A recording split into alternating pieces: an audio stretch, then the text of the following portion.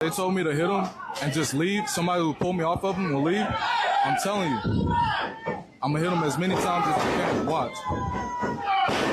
No, they didn't tell me to fake hit him. They said I could hit him for real. Correct me if I'm wrong here.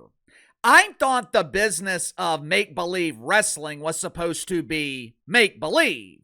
I thought it was similar to what we see in the WNBA dump.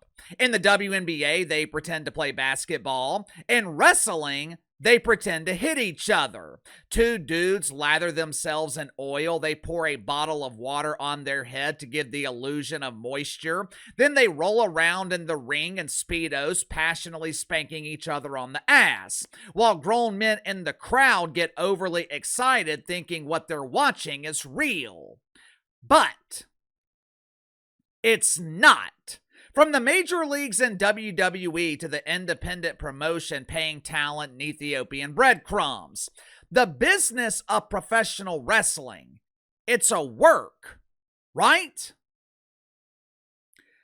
Clearly, Raja Jackson did not get the memo. Clearly, Raja Jackson is one of those grown men who still believe wrestling is real. What happened last weekend, this is the reason that you don't put inexperienced people in positions where experience is required. Notice I did not say experience is preferred. If I am putting my health, if I am putting my life in the hands of someone else, experience is required. Couple of years ago, my dental hygienist told me that she was retiring. For my entire adult life, she was the only hygienist allowed to clean my teeth. I go to the dentist 3 or 4 times a year. I set my appointments a year in advance to make sure I get my lady.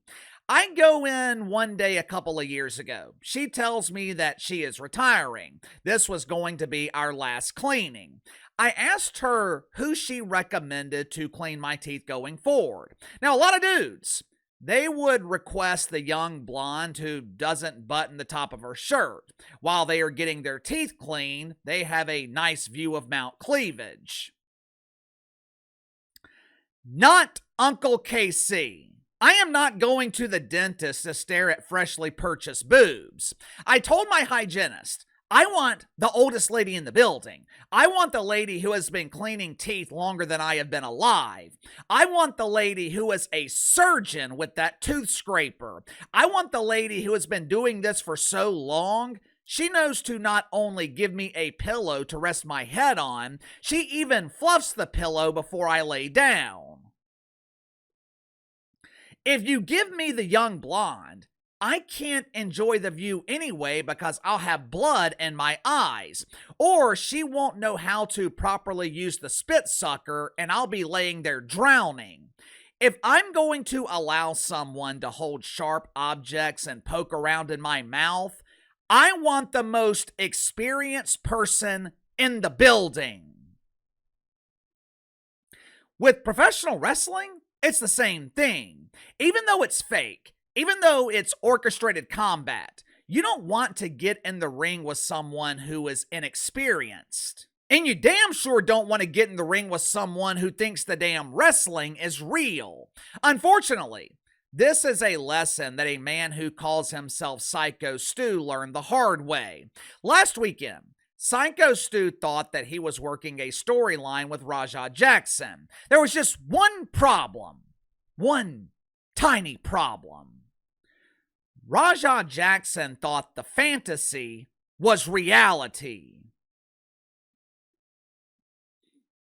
Make sure to like and subscribe. You can follow me on Twitter at KC_BTL84. Link to the second channel in the description below. Earlier today on the second channel, we reacted to Lisa Leslie explaining why Caitlin Clark should sit the rest of the WNBA season. I explained why this could actually benefit the WNBA and how it could be detrimental to jealous WNBA players who are using Caitlin Clark as leverage. I also explained why these nagging injuries could have a devastating impact on the future of Unrivaled. So click the link in the description below, subscribe to the second channel. As always, I appreciate your support. Raja Jackson is the son of legendary UFC fighter Quentin Rampage Jackson. Well, KC, is that the same questioning Quentin that you talk about when talking about the LGBTQ++ @ identifiers? No. And if you don't want to get your ass kicked, I highly recommend that you not ask Quentin Jackson if he is questioning his gender. If you do, you'll probably be taking a masculine ass whooping. Raja Jackson is following in the footsteps of his father. He's an aspiring MMA fighter. For some reason, instead of being booked in a real fight, Raja Jackson was booked last weekend in what was supposed to be a simulated fight. Raja Jackson was booked to appear in something called Nox Pro. It's an independent promotion in Los Angeles that used to be associated with WWE. After what happened last weekend, WWE immediately distanced themselves from the promotion for obvious reasons. Raja Jackson arrived at the event last weekend that looked to be taking place in a barn or a trailer park. He was in the area that Nox Pro called backstage, which was essentially just a parking lot. Raja Jackson was walking around being introduced to other simulated fighters. But with cameras rolling, Syko Stu mistakenly thought that they were filming a backstage angle. Perhaps he was booked to work with Raja Jackson on the show. When he saw cameras rolling, he naturally assumed that they were filming their angle. So, Syko Stu, he takes a half-empty beer can and he hits Raja Jackson in the head with it. Raja Jackson no-sells it. He doesn't know what the hell's going on. Long story short, it was a misunderstanding. Syko Stu, he apologized to Raja Jackson for the miscommunication. Watch it for yourself. I apologize. I appreciate it. I didn't know. I thought you were working. You stayed on the camera. I get it. We're gonna work it out. Well, he's gonna come out on your mat. So I know you keep thinking we're working. We're always working. No big deal, right? Raja Jackson is an outsider. He is not familiar with the wrestling business. Syko Stu thought he was clued in on the angle when he clearly was not. Syko Stu apologizes, they shake hands, everyone goes about their business. In their infinite wisdom, the promoters at Nox Pro, they decided to turn this misunderstanding into a wrestling angle. If Raja Jackson was a trained professional wrestler, this would have been fine. There is a clear understanding between wrestlers that you don't go into business for yourself. You don't intentionally hurt someone in the ring. If you're going to fight, you fight face-to-face, one-on-one, backstage, which Raja Jackson had the opportunity to do, but he chose to shake hands instead. At that point, in the mind of Syko Stu, the misunderstanding was handled. It was over. But in the cowardly mind of Raja Jackson, it wasn't. Before Syko Stu's match, Raja Jackson was told backstage by other wrestlers that he could go out there and get his receipt. Meaning, when he interfered in Stewart's match, he could hit him one time for real.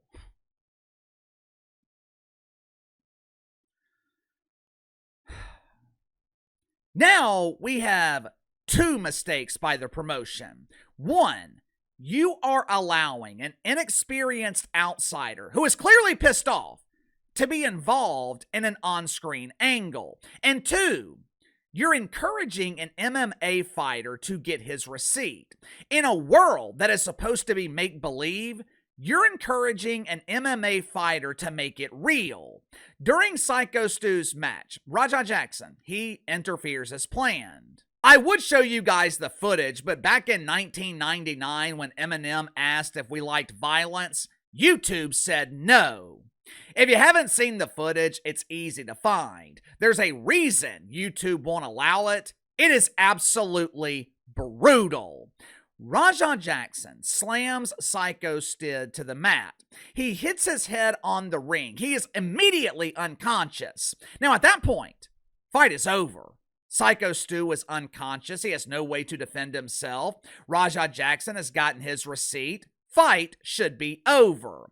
Unfortunately, Raja Jackson gets on top of Syko Stu and he proceeds to violently punch him in the face 22 times. He knocked out his teeth. There were reports that Syko Stu was choking on his own teeth. Multiple bones were broken in his face. I heard some reports that Syko Stu actually flatlined. He was rushed to the hospital where he finally came out of his coma yesterday. Somehow, Raja Jackson is still walking the streets, and I don't know why. This was not assault. This wasn't battery. This was attempted murder, and it was caught on tape. His father, Quentin Rampage Jackson, is trying to defend his son. Raja's going through a concussion. I don't think he knew what he was doing.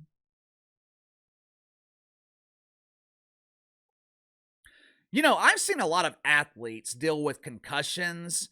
You know how many of them I have seen beat a man half to death? None! I understand Rampage Jackson defending his son. That's what a father is supposed to do. What I don't understand is people like Mark Henry defending Raja Jackson. Mark Henry calls himself the world's most dangerous man. Now he seems to be the world's most dangerous dumbass. Those veteran wrestlers were drinking beer before the show. Then they hit this poor victim in the head with a beer can. How was he supposed to know it wasn't real?